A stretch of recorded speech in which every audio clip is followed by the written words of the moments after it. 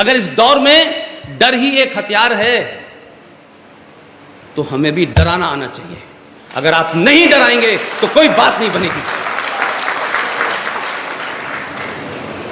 कश्मीर की बात कर रहे थे भी, कश्मीर का ज्योग्राफी पूरा बताया कि 15% इलाके में 2.5% डिस्ट्रिक्ट के गुंडे बदमाश, 2.5%। एम आई राइट सर? पूरी हिंदुस्तान की सरकारों को पिछले 70 साल से घुटनों के बल बैठाए बैठे हुए,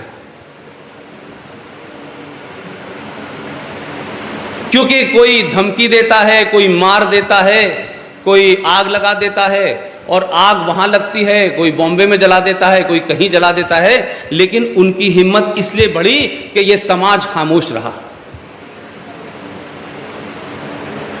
आप क्यों खामोश रहे? मुझे इस बात पे दुख से ज्यादा यह है कि आज तो बोलिए, आज तो चिल्लाइए।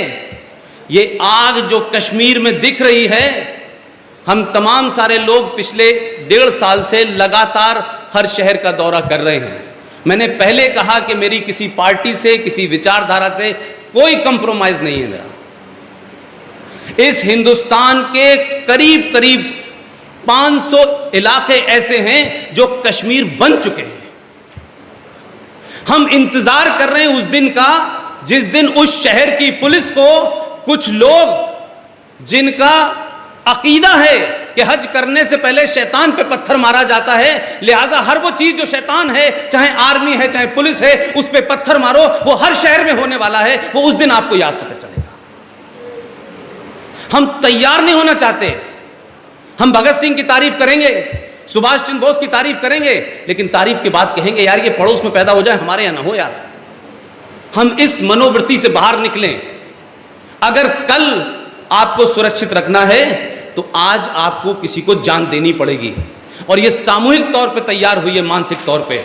मैं किसी से नहीं कह रहा कि आप हथियार उठाइए, लेकिन आपका आर्गुमेंट, आपके फैक्ट, आपका तर्क उस AK-56 की तरीके से लगना चाहिए दुश्मन को, कि पता चले कि लोग जाग गए हैं कि क्या मक्कारी इस देश में हो रही है 70 साल से।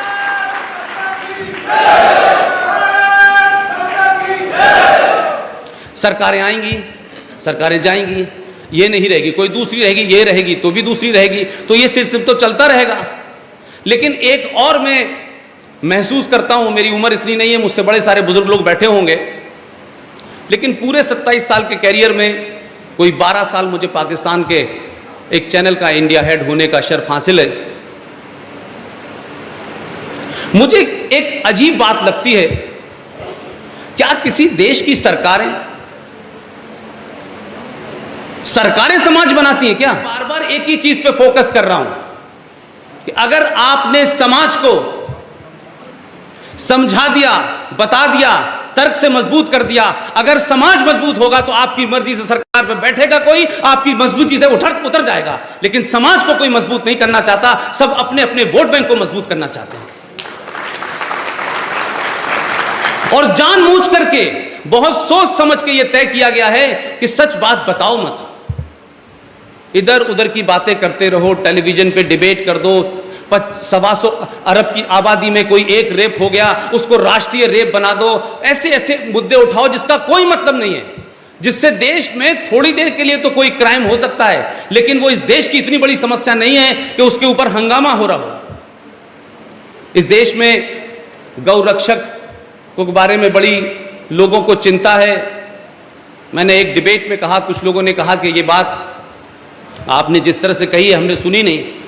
मैंने कहा मेरी कोशिश है कि मैं अपनी बात को रखूं, क्योंकि सत्ताएं भी ये देखती हैं, और इत्तेफाक से इस वक्त तो डिजिटल मीडिया है, बड़े सारे चैनलों को मॉनिटरिंग की जा रही है।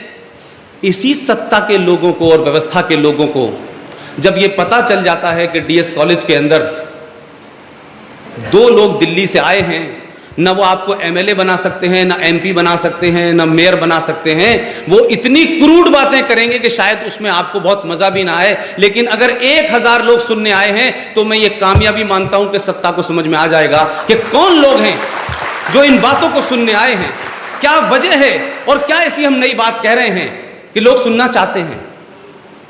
इस देश में कोई 50, 60, 100 मैक्सिमम ऐसी घटनाएं हुई होंगी, 100 मानता हूं मैं, कि जिसमें गो रक्षकों से हत्या हो गई होगी किसी की। तो गो रक्षकों ने किसी मनुष्य की हत्या इसलिए नहीं की कि वो हत्या करने गए थे। मैं उनकी हत्या को जस्टिफाई नहीं कर रहा हूं, मैं अपनी बात बता रहा हूं। 100 लोग भी मर गए होंगे अगर इस गोरक्षा के सिलसिले में राष्ट्रीय बहस छिड़ गई इस देश के अंदर। अशोक जी, इस देश की चेतना जाग गई, सड़कों पे लोग बैनर लेके खड़े हो गए। वो जो एक बॉलीवुड है फ्रॉड पूरा का पूरा, वो तख्ती लेके खड़ी हो जाती है हर बार। लेकिन इसी देश में 2 घटनाएं हुई हैं, लेकिन वो मेरे जीवन काल में हुई हैं। मैंने तो नहीं देखा उनको सेंसिटिविटी क्या थी, चाहे वो कोर्ट हो, चाहे वो अदलिया हो, चाहे वो पार्लियामेंट हो, मैंने नहीं वो देखी।